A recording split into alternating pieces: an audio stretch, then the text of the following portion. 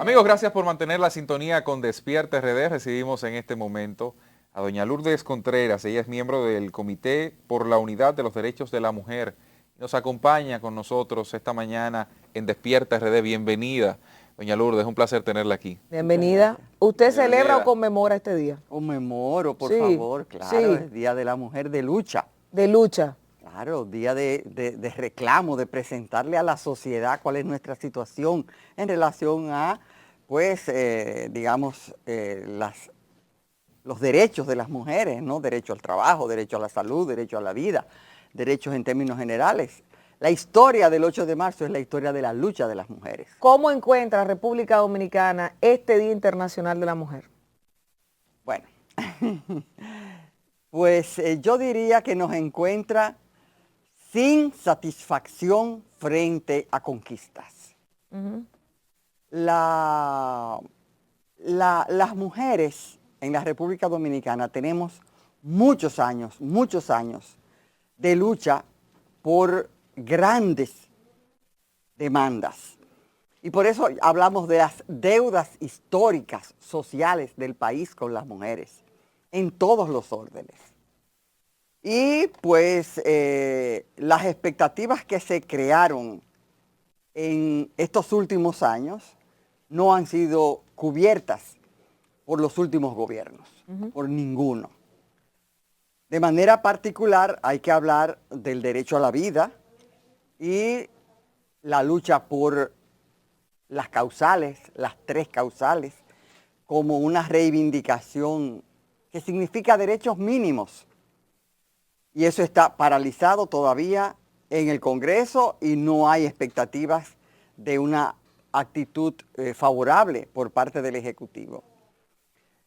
Pero en ese mismo orden del derecho a la vida estamos hablando de que la tasa de mortalidad materna subió 32%. ¿A qué se debe? Bueno, yo pienso que hay muchos factores. Un factor es el descuido frente a la atención prenatal en el periodo COVID, porque la prioridad era COVID, tanto para el sistema de salud como para las personas en sus hogares. Entonces, la regla de por lo menos 5 chequeos prenatales, pues probablemente se descuidó mucho.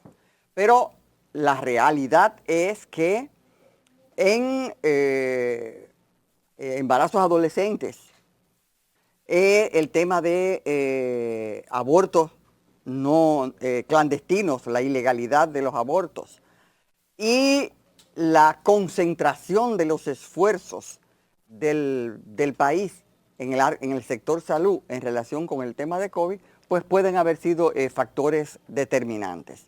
La realidad de 137, la tasa de 137 muertes maternas por cada 100.000 nacidos vivos del 19 a que subiera a 169 es realmente alarmante. Muy elevado. Es más del doble de los periodos previos a la pandemia. Entonces es grave. Y eso es para hablar de salud. Pero si hablamos de empleo, por ejemplo, ayer el estudio que lanzó el Centro de Estudios de Género de INTEC evidencia que hubo un 65% de incremento del desempleo femenino, como resultado, aparentemente, también de la pandemia o de las políticas económicas implementadas por el gobierno dominicano, tanto el último año del gobierno pasado como el actual. Eso significa una pérdida de 200.000 empleos de mujeres.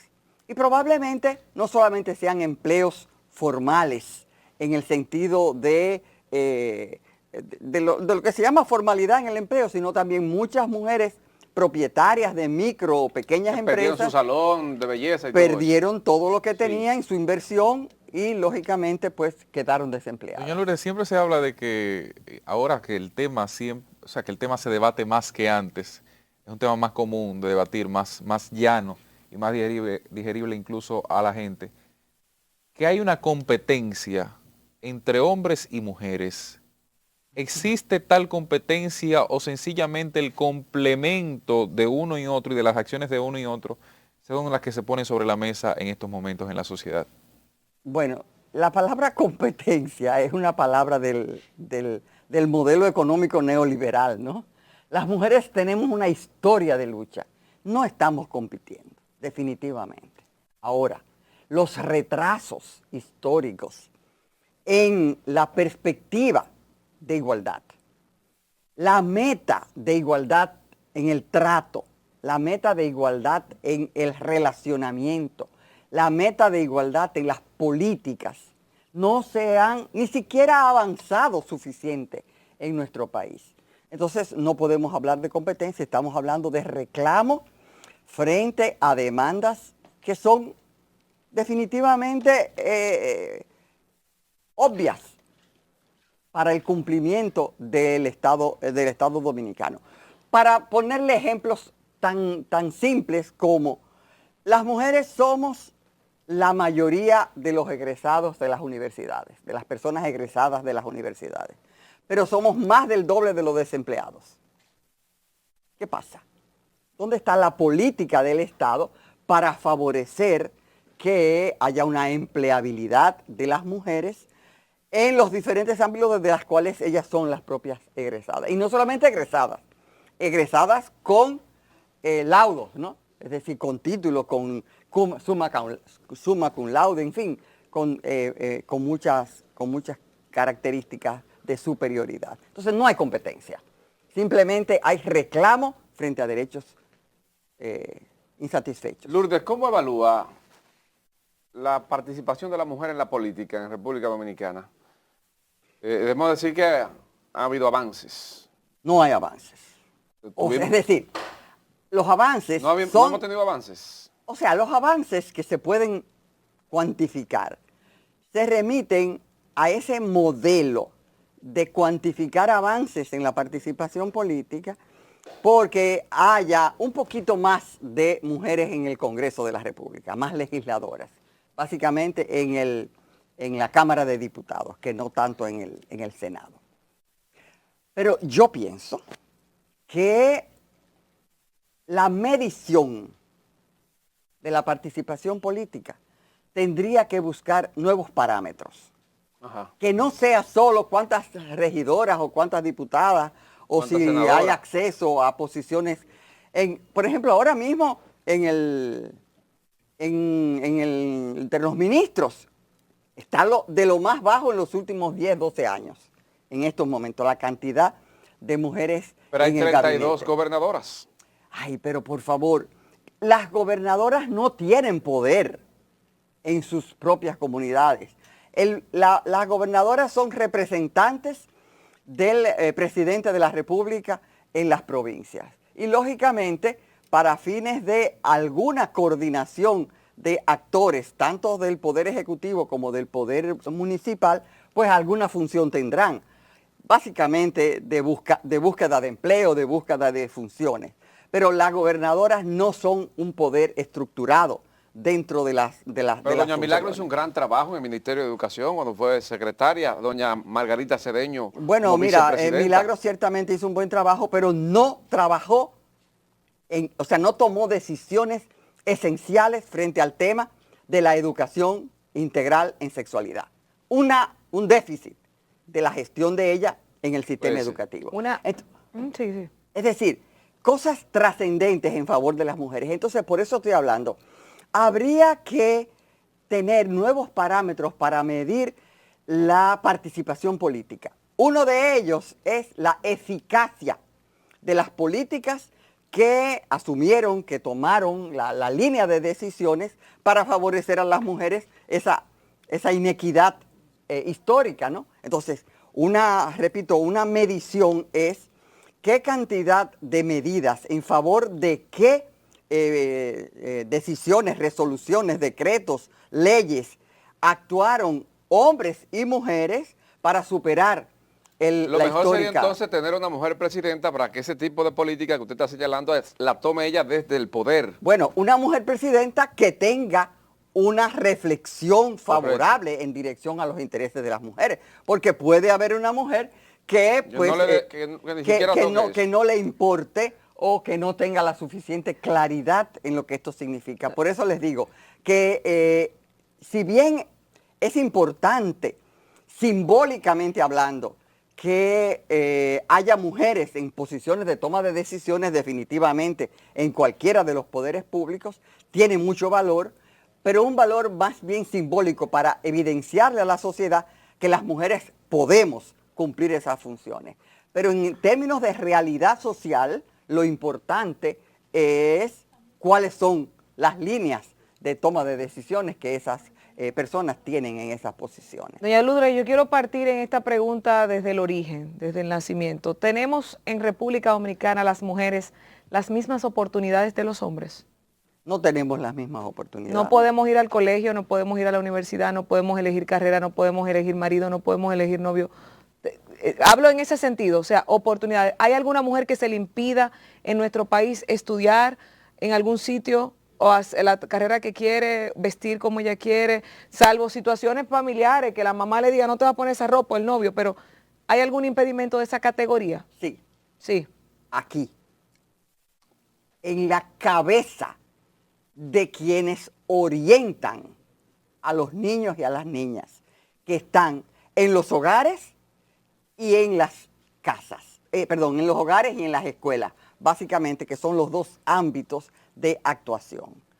Si bien no hay ese nivel de restricciones de que usted está hablando, y yo pienso que usted tiene la respuesta, porque hizo referencia a cosas de la cotidianidad, pero... Yo le puedo poner un ejemplo sencillo. Espérese, déjeme terminar. Claro. La orientación que se da, las pautas para crearse metas en la sociedad, que se forma desde los hogares o desde las escuelas, no es para igualdad de oportunidades. Okay. A las mujeres se les orienta desde muy pequeña para que piense fundamentalmente en ser buena madre, buena esposa, buena ama de casa, que esa sea su meta.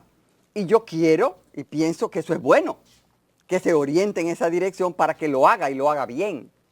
Pero en igual condiciones debería estarse orientando a los varones en la casa para que también cumplan en igualdad de condiciones a sus hogares, ¿no? Que sean buenos padres, que tengan responsabilidad en esos órdenes. Y la escuela en la creación de las expectativas de vida, para que las niñas aspiren a ser ingenieras, para que las niñas aspiren a manejar bien las matemáticas o las ciencias en cualquier orden y no desmeritarlas. Pero doña Lourdes, perdóneme, lo que pasa es que usted me está hablando como si en este país no existieran ingenieras, abogadas, legisladoras. Sí, pero no me lo diga, yo vengo de la universidad, yo estoy en la universidad. Exacto. Y la proporción de mujeres en carreras técnicas, en esas carreras, es muy inferior a la de por los varones. falta de oportunidad, porque usted me está hablando de una generalidad. Yo hablo falta de estímulo. Ok, pero usted me está hablando desde un punto de la generalidad. Cuando usted dice que no se hace, usted no me está diciendo que hay parte de la sociedad, sino que no se hace. No, es decir, que no hay suficiente estímulo para que se busquen esas metas. ¿Usted conoce a María Tejada Quintana? Mira, no sé. Ok, le voy a mencionar quién es, porque hoy tenemos inclusive un panel con ella. María Tejada Quintana es la primera mujer. Ella es teniente coronel piloto de la Fuerza Aérea de República Dominicana. Es la primera mujer en comandar el escuadrón de combate de la Fuerza Aérea. Pero así como ella, hay muchas mujeres en muchos aspectos de nuestra sociedad que están ganando espacio y que están en posiciones de poder. Entonces, cuando usted dice que toda la población o que estamos educando en una... Parecería que no hay. Pero en todo hay excepciones. Y qué bueno que las hay para que sirvan de metas, ¿no? De búsqueda. Claro que los hay. Qué sé yo, Valentina Tereshkova fue al espacio en los años 70 del siglo pasado.